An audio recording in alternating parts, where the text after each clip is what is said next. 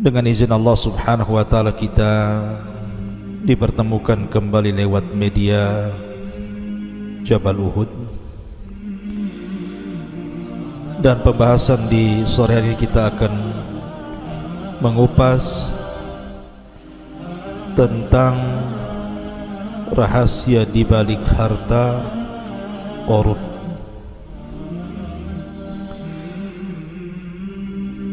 Karena apabila seseorang teringat dengan harta yang terpendam, pasti seseorang akan terpikir dengan Qarun. Pertanyaannya, lalu di mana harta Qarun itu berada? Kemudian apakah hakikat Qarun itu memang ada ataukah tidak? Ini yang kemudian menjadi perbincangan manusia, mulai orang biasa sampai kepada pakar-pakar peneliti, juga para ulama membicarakan tentang ini. Siapa Qarun? Dan kenapa namanya begitu diabadikan dalam Al-Quranul Karim? Dan bukan hanya dalam Al-Quran, tapi juga dalam Taurat, Injil dan kitab-kitab muqaddasah lainnya. Ma'asyiral muslimin yang dimuliakan Allah subhanahu wa ta'ala, sebelum saya bicara tentang di mana letak harta Qarun itu, maka kita akan menjelaskan sedikit tentang biografi siapa Qarun. Walaupun ini sering saya sudah ulang-ulang di beberapa kajian kita ketika membahas qasasul Quran. Ma'asyiral muslimin yang dimuliakan Allah subhanahu wa ta'ala, Qarun ini namanya Qarun ibn Yashur ibn Qahith. Dan Qahith ini adalah ayah daripada Imran, dan Imran adalah ayah daripada Musa. Musa ibn Imran ibn Qahith. Artinya Qarun dengan Nabi Allah Musa alaihi salatu wassalam itu ada kekerabatan.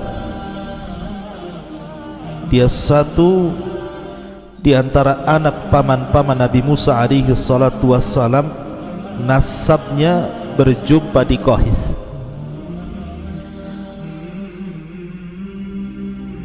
Ma'asyiral muslimin yang dimuliakan Allah azza wa jalla, itu berdasarkan Al-Quran nama Qarun tersebut.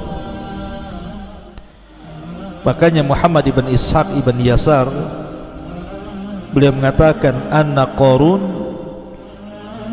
kana ammu Musa. Qarun itu pamannya Nabi Musa. Tetapi kata Ibnu Jarir, wa aktsaru ahli ilmi, kebanyakan ahli ilmi, ala annahu kana ibnu ammi. Dia bukan paman Nabi Musa, tetapi anak dari paman Nabi Musa.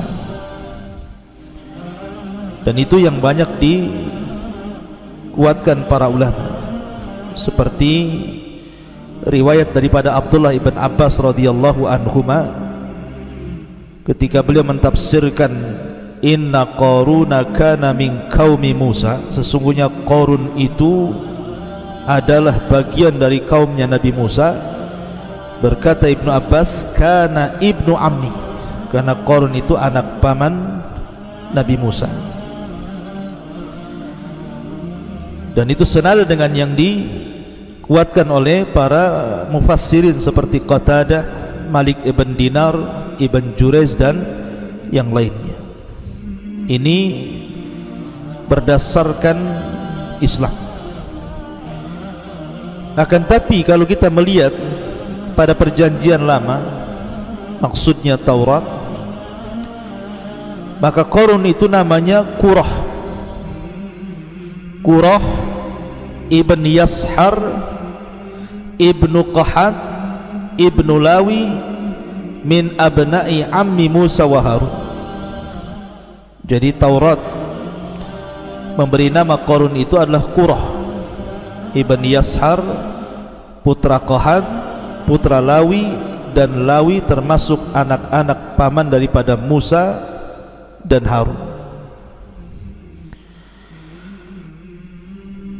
Menurut versi orang-orang Taurat, orang-orang Yahudi dalam kitab Tauratnya, bahwa Qarun ataupun Qurah ini salah satu daripada ru'asa Bani Israel, pemimpin-pemimpin Bani Israel. Dan ada juga yang mengatakan bahwa Qurah ini memang orang kaya, karena ketika itu ada orang-orang yang sangat memusuhi Nabi Musa alaihi salatu wassalam. Salah satunya adalah Qurah ini, karena melihat bahwa Musa dan Harun itu orang miskin. Kenapa pula kemudian diturunkan kepadanya kenabian? Harusnya kenabian itu diberikan kepada orang-orang kaya semisalnya. Kenapa diberikan kepada Nabi Musa dan Harun? Dari situlah maka kemudian hasadlah Qurah ini. Akhirnya kemudian membawa teman-temannya datang kepada Nabi Musa alaihi salatu wassalam dan mengejeknya. Maka Musa pun kemudian marah. Akhirnya kemudian Musa pun mengatakan kepada Qurah alias Qarun dan juga kawan-kawannya seperti Dasar, Abira, Aun bin Farid dan yang lain yang disebutkan dalam kitab-kitab itu. Kata Musa, karena kalian sudah lancang kepadaku, maka tunggulah azab akan menimpa kalian. Maka di hari ketika azab itu akan ditimpakan kepada Qurah ini, maka Allah memerintahkan Musa untuk membawa orang-orang yang beriman menjauh dari istananya. Maka disitulah kemudian wa khasafna bihi wa bidarihil arda. Allah tenggelamkan istananya seorang-orang yang dalam tanah. Itu versi Taurat. Tapi versi Islam justru terbalik, bahwa Qarun ini adalah orang miskin, dan dia meminta kepada Nabi Musa alaihi salatu wassalam agar diberikan rizki yang banyak dari Allah subhanahu wa ta'ala. Maka akhirnya kemudian Qarun pun yang tadinya fakir dari fuqara Bani Israel, bahkan dia seorang mukmin dengan Nabi Allah Ya'qub, bahkan dikatakan sebagai munawwir, di mana wajahnya bercahaya karena dia memiliki suara indah ketika membaca Taurat, dan disukai oleh Bani Israel karena indahnya bacaan Taurat. Tiba-tiba kemudian setelah Allah subhanahu wa ta'ala memberikan kekayaan kepada Qarun ini, mulailah dia sedikit demi sedikit menjauh dari ajaran Musa.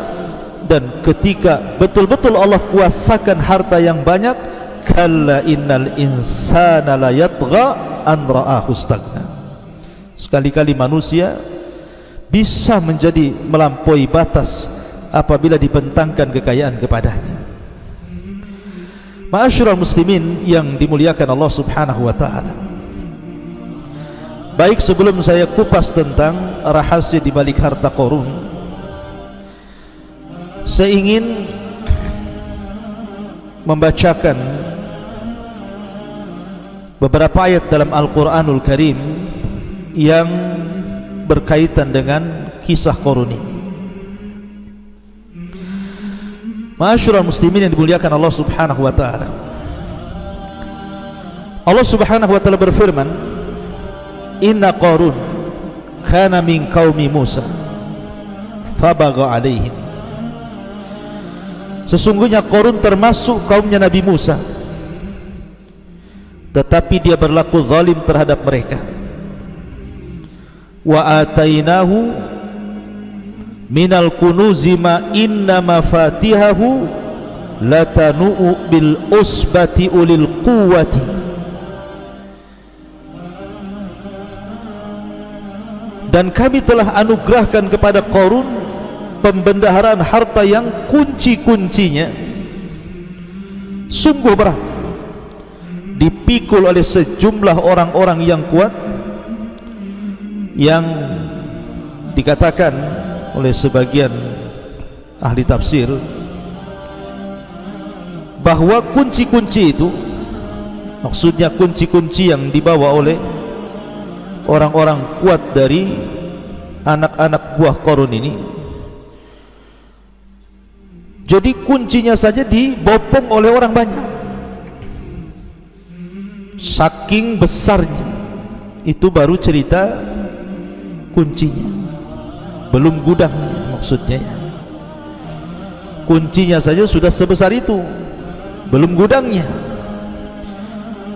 Makanya kemudian Qarun ini merasa bangga karena banyaknya harta yang dimilikinya, terutama emas yang dikumpulkannya. Ma'asyiral muslimin yang dimuliakan Allah Azza wa Jalla, kemudian Allah Subhanahu wa taala katakan dalam ayat selanjutnya, idz qala lahu qaumuhu la tafrah innallaha la yuhibbul farihin. Ketika kaumnya berkata kepadanya, maksudnya orang-orang yang berakal, mengingatkan Qarun ini, janganlah engkau berlaga sombong, sungguh Allah tidak menyukai orang-orang yang membanggakan diri. Wabtaghi fima atakallahu darul akhirah wala tansa nasibaka minad dunya. Dan carilah pahala negeri akhirat dengan apa yang telah Allah anugerahkan kepadamu. Wa ahsin kama ahsanallahu ilaik. Tetapi janganlah kamu lupakan bagianmu di dunia dan berbuat baiklah kepada orang lain sebagaimana Allah telah berbuat baik kepadamu. Ilaika wala tabghil fasada fil ardi innallaha la yuhibbul mufsidin. Dan janganlah kamu berbuat kerusakan di bumi, sungguh Allah tidak menyukai orang-orang yang melakukan kerusakan. Artinya Qarun ini sudah dinasihati oleh orang-orang yang berakal, jangan sombong. Allah tidak suka orang sombong. Carilah dengan kekayaanmu itu negeri akhirat, dan jangan lupakan dari sebagian urusan dunia. Berbuat baiklah sebagaimana Allah telah berbuat baik kepadamu, dan jangan melakukan kerusakan di permukaan bumi. Allah tidak suka dengan orang-orang yang merusak. Jadi indah sekali nasihat ini kepada Qarun. Tapi Qarun ini justru merasa sombong dan mengatakan, qala innama utituhu ala ilmin inni. Subhanallah, Qarun berkata, sesungguhnya aku diberi harta ini semata-mata karena ilmu yang ada padaku. Sebagian para ulama mengatakan sebenarnya Qarun jadi kaya itu dari mana kekayaannya? Kenapa kemudian Qarun ini dibicarakan umat satu dunia, Yahudinya, Nasraninya, Islamnya, semua berbicara tentang harta Qarun, tentang kekayaan Qarun. Kok bisa Qarun itu jadi kaya raya? Ada yang mengatakan bahwa asal kekayaan Qarun itu karena Qarun itu menguasai Ismul A'zam, nama-nama Allah Subhanahu wa ta'ala yang sangat agung. Seperti dalam nama Asmaul Husna dalam Islam itu kan ada Asmaul A'zam. Ada yang mengatakan Al-Hayyu, Al-Qayyum, ada yang mengatakan Allah. Pokoknya disembunyikan mana satu dari 99 nama ini. Nah, Qarun ini menguasai betul Asmaul A'zam ini, sehingga Asmaul A'zam itu maksudnya kalau orang berdoa pasti dikabulkan. Sehingga karena dia menguasai Asmaul A'zam, seperti kalau kita membicarakan tentang Bal'am ibn Ba'urah, itu juga sama menguasai Ismul A'zam, dimana kalau berdoa mustajab, tidak mungkin ditolak. Lah dengan sebab Qarun menguasai Ismul A'zam, itulah dia meminta kepada Allah untuk menjadi kaya raya, dan Allah kabulkan. Namun setelah itu dia kufur nikmat kepada Allah Azza wa Jalla. Walaupun pendapat ini tentu dibantah oleh para ulama, karena Ismul A'zam itu diperuntukkan bagi orang-orang yang beriman, bukan orang-orang kafir seperti Qarun. Kemudian yang kedua, Qarun ini dianugerahi oleh Allah Subhanahu wa taala tentang ilmu kimia. Dia bisa merubah dari sesuatu yang tidak berharga menjadi berharga. Bahkan bahasanya pasir aja bisa dibentuk jadi emas. Bahkan dia membentuk pintunya dari emas murni dan juga kursi. Tapi pendapat ini pun dibantah oleh para ulama. Maka yang benar apa? Yang benar Qarun kana tajira. Qarun itu jadi kaya karena berniaga, dan dia tujaruz zahab, peniaga emas. Sehingga kemudian lambat laun, dari tadinya Qarun ini orang miskin menurut Islam gitu ya, kalau menurut ahli kitab justru dia sudah kaya. Tetapi kemudian dengan kesibukan berdagang, akhirnya kemudian dia berhasil menjadi orang kaya raya. Dia pun togok melampaui batas, wa takabbara, kemudian sombong kepada Allah Azza wa Jalla. Akhirnya Allah murka kepada Qarun. Jadi itu hasil kekayaan Qarun itu dari tajir. Ma'asyiral muslimin yang dimuliakan Allah Subhanahu wa taala. Kemudian Qarun pun mengatakan, dengan bangganya dia mengatakan, innama utituhu ala ilmin indi. Kemudian Allah katakan, awalam ya'lam annallaha qad ahlaka min qablihi minal qurun man huwa ashaddu minhu quwwatan wa aktsaru jam'a wa la yus'al an dzunubihimul mujrimun. Tidakkah dia Qarun itu mengetahui bahwa Allah telah membinasakan umat-umat sebelumnya yang mungkin jauh lebih kuat dibandingkan Qarun dan lebih banyak harta dibandingkan Qarun, dan orang-orang yang berdosa itu tidak perlu ditanya tentang dosa-dosa mereka. Ma'asyiral muslimin yang dimuliakan Allah Azza wa Jalla, Qarun ini kan sangat kaya, suka menggunakan pakaian-pakaian yang syuhrah, yang megah, ingin menunjukkan bahwa dia orang kaya. Sehingga dari penampilan Qarun, dari kekayaan Qarun, dari kebun, dari gudang-gudang harta, dari para pelayan, itu menjadikan pandangan manusia kepada Qarun ini, mereka ingin seperti Qarun. Jadi orang-orang fuqara wal masakin apabila memandang Qarun ini, berangan-angan, kapan saya ingin seperti Qarun itu. Maka Allah mengatakan, falam fakharaja ala qaumihi fi zinatihi qala alladhina yuriduna alhayata ad-dunya ya laita lana mithla ma utiya Qarun innahu ladu haddin azim. Maka keluarlah dia Qarun kepada kaumnya dengan kemegahannya. Orang-orang yang menginginkan kehidupan dunia berkata, mudah-mudahan kita mempunyai harta kekayaan seperti yang diberikan Qarun. Lihat, sungguh dia benar-benar mempunyai keberuntungan yang besar. Terkadang orang menyangka bahwa kemuliaan itu ada pada harta. Mereka salah. Terkadang kemuliaan itu ada pada pangkat jabatan ataupun kedudukan. Terkadang kemuliaan itu ada pada anak-anak yang sukses ataupun kesehatan. Salah. Memang itu semua bisa menyumbang kebahagiaan, tapi bukan segalanya. Lihat Qarun. Allah katakan, wa khassafna bihi wa bidarihi al-ardh. Kami tenggelamkan dan Qarun dan harta-hartanya. Lihat Namrud dibunuh oleh satu ekor nyamuk. Lihat Fir'aun ditenggelamkan di Laut Merah. Lihat Al-Walid ibn Mughirah, Allah ancam dengan masuknya dia ke neraka Saqar. Jadi kebahagiaan bukan dengan harta. Wa qala alladziina utul ilma wailakum thawabullah khairun liman amana wa amila salihan wa la yulaqqaha illa sabir. Tetapi orang-orang yang berilmu, orang-orang yang beriman, ketika melihat orang-orang jahil, orang-orang bodoh itu tertarik dengan Qarun, mereka mengatakan, celakalah kalian. Ketahuilah pahala Allah jauh lebih baik bagi orang-orang yang beriman dan mengerjakan kebaikan, dan pahala yang besar itu hanya diperoleh oleh orang-orang yang sabar. Akhirnya Qarun semakin congkak. Mulailah dia takabur dengan hartanya. Ketika datang Nabi Musa alaihi salatu wassalam meminta zakat, karena zakat itu syariat, bukan hanya syariat Islam saja, sebelumnya juga sudah ada syariat zakat. Bahkan rukun Islam itu berlaku kepada semua para nabi dan rasul.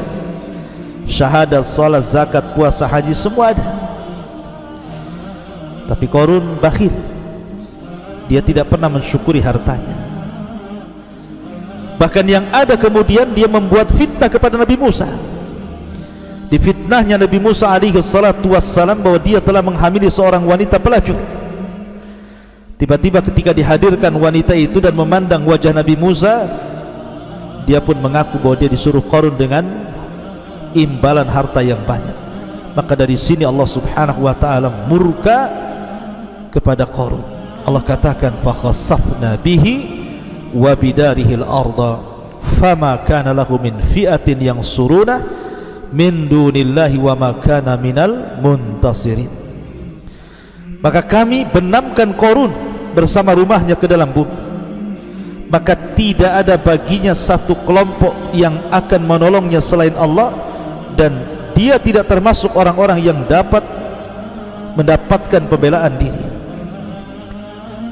Maka orang-orang miskin yang pada mula-mulanya kalau melihat Qarun itu pengen seperti Qarun, tiba-tiba mereka mengatakan, wa ka'anna Allah yabsutur rizqa liman yasha min ibadi wa yaqdir laula amanna Allahu alaina la khasafa bina wa ka'annahu la yuflihul kafirun. Jadi, duhai benarlah kiranya Allah melapangkan rizki bagi siapa yang dia kehendaki di antara hamba-hambanya, dan membatasi bagi siapa yang dikehendaki di antara hamba-hambanya. Sekiranya Allah tidak melimpahkan karunia kepada kita, tentu dia telah membenamkan kita pula. Duhai benarlah kiranya tidak akan beruntung orang-orang yang mengingkari nikmat Allah itu. Baru sadar mereka. Jadi ketika melihat ada pelajaran besar dari Qarun, baru sadar mereka bahwa bukan itu kemuliaan. Makanya Allah akhiri ayatnya, tilka darul akhiratu naj'aluha lilladina la yuriduna uluwan fil ardi wala fasadan wal aqibatu lil muttaqin. Negeri akhirat itu kami jadikan bagi orang-orang yang tidak menyombongkan diri dan tidak berbuat kerusakan di bumi, dan kesudahan yang baik bagi orang-orang yang bertakwa. Intinya bahwa Qarun pun diazab Allah. Kemudian dirobohkan semua istananya, semua gudang-gudang emasnya, semua pembendaan hartanya, termasuk juga dirinya. Pertanyaannya, ma'asyiral muslimin yang dimuliakan Allah subhanahu wa ta'ala, di mana harta Qarun itu? Di mana peristiwa ini terjadi? Ma'asyiral muslimin yang dimuliakan Allah subhanahu wa ta'ala, sebelum saya jelaskan, kita akan jelaskan dulu sebenarnya peristiwa Qarun, perselisihan Qarun dengan Nabi Musa itu di Mesir, ataukah setelah Nabi Musa membawa Bani Israel sampai ke negeri Tih. Kalau versi Taurat, bahwa kejadian perselisihan Qarun dengan Nabi Musa alaihi salatu wassalam itu terjadi di Mesir. Karena ada yang mengatakan Qarun itu adalah salah satu dari orang-orang atau wazirnya Fir'aun dan Haman. Dan istilah Taurat namanya Qurah bin Yashar, itu orang dekatnya Fir'aun dan Haman, dan dia orang kaya. Adapun versi Islam bahwa kejadian Qarun dengan Nabi Musa itu setelah hijrahnya kaum muslimin dari Mesir menuju Palestina, maka disitulah terjadi di Arditih. Qarun membangkang perintah Nabi Musa alaihi salatu wassalam. Nasibnya sama dengan Bal'am ibn Ba'urah. Kenapa?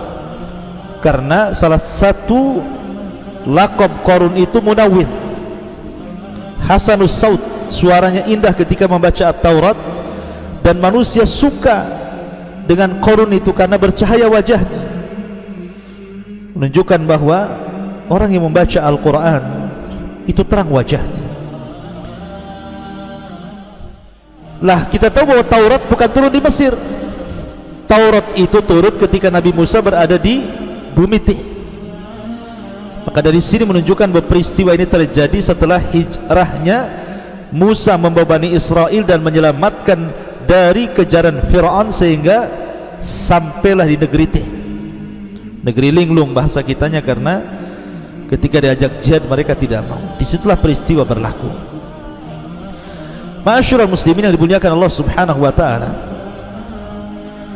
dalam cerita barat ada lagi bahwa Qarun itu adalah raja Libya, Malik Kuruzus, yang dikenal di barat ini. Kuruzus ini raja Libya yang sangat kaya raya gitu ya, yang konon dia orang yang pertama kali mencetak uang emas. Dialah Qarun itu sebenarnya. Tapi ulama Islam menolak pendapat dari barat. Kenapa? Karena Kuruzus ini mati di tangan Qurus Al-Farisi, dan ini bertentangan dengan Al-Quran yang Allah katakan wa khasafna bihi wa bidarihi al-ardha. Qarun ditenggelamkan bersama harta-hartanya ke perut bumi, sementara Kuruzus ini mati di tangan Qurus Al-Farisi. Sehingga apa yang diprasangkakan barat bahwa Qarun adalah Kuruzus ini tidak benar, karena bertentangan dengan Al-Quran dan juga sunnah Nabi SAW. Ma'asyiral muslimin yang dimuliakan Allah Azza wa Jalla, setelah kita tahu bahwa peristiwanya di Arditi, di bumi linglung ini, lalu terjadi silang pendapat di mana harta Qarun yang ditenggelamkan Allah itu. Ada yang mengatakan bahwa peristiwa itu terjadi di Mesir, terjadi di Kairo, di Mesir sana, di tempat yang disebut Al-Fayyum. Al-Fayyum ini kalau dibuat jarak dari Kairo Mesir sekitar 150 km di barat daya Kairo dan Mesir, Fayyum ini. Karena di situ konon ada runtuhan bangunan yang dipercaya sebagai tempat tinggal Qarun di masa itu, dan tempat itu berdekatan dengan Danau Qarun, atau kurang lebih berjarak sekitar 2 km.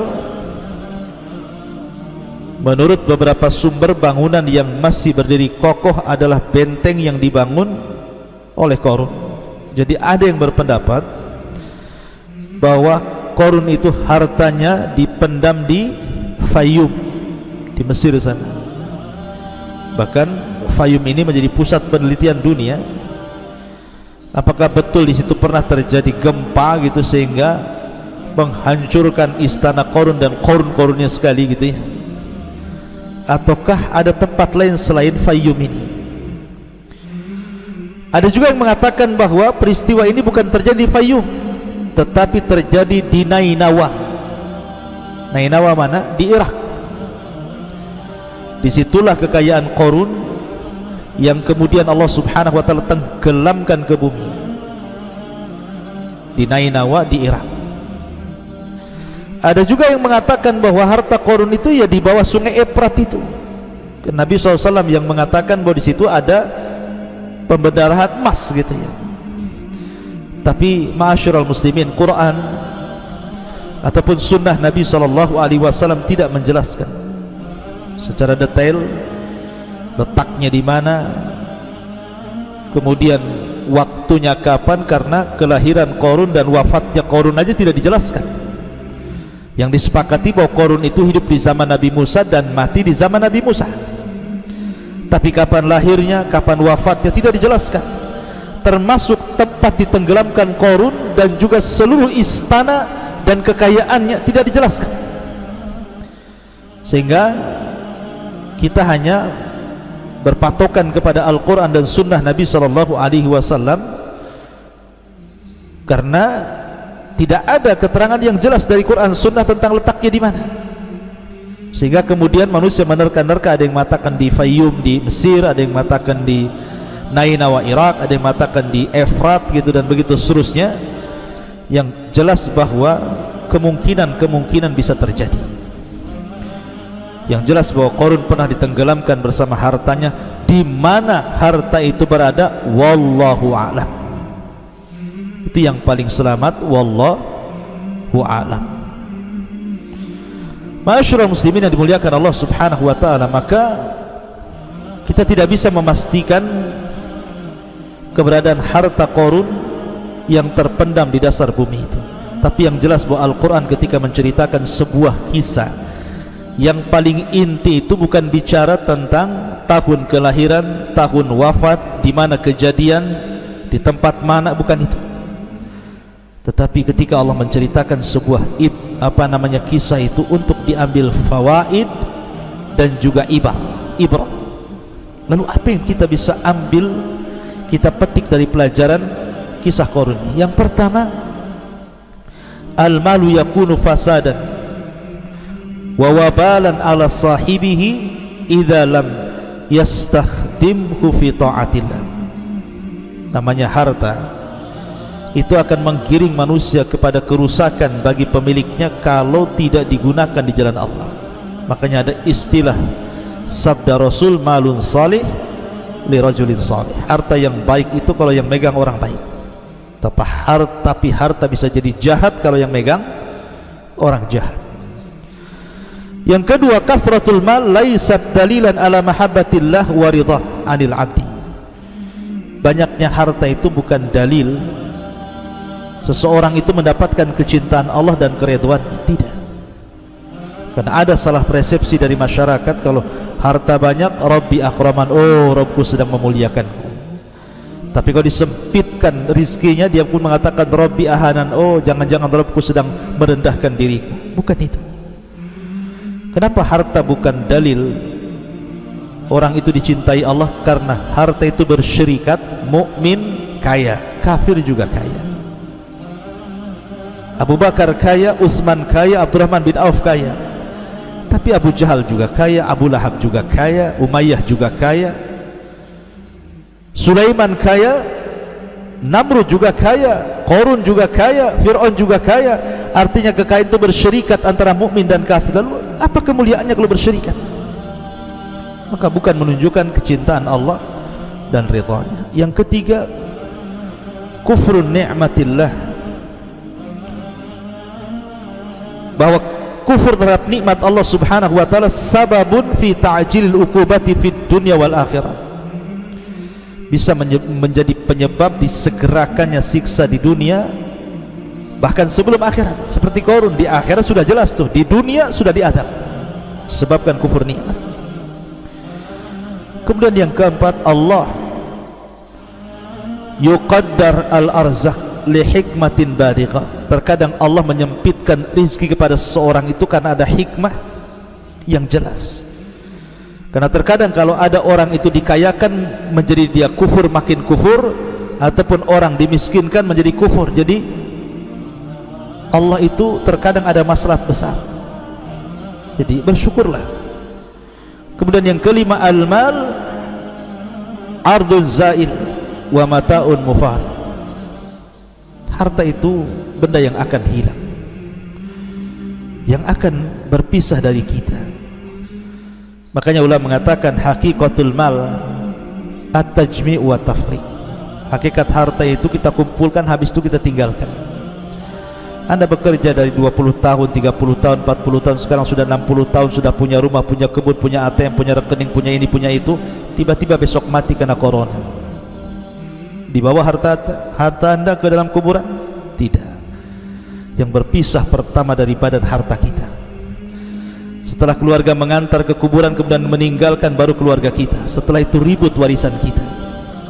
Itulah harta, hakikat harta itu tajmi' wa tafriq. Makanya sebagai penutup Rasul mengatakan, maluka ma akalta fa afnaita wa ma labista fa ablaita wa ma tasaddaqta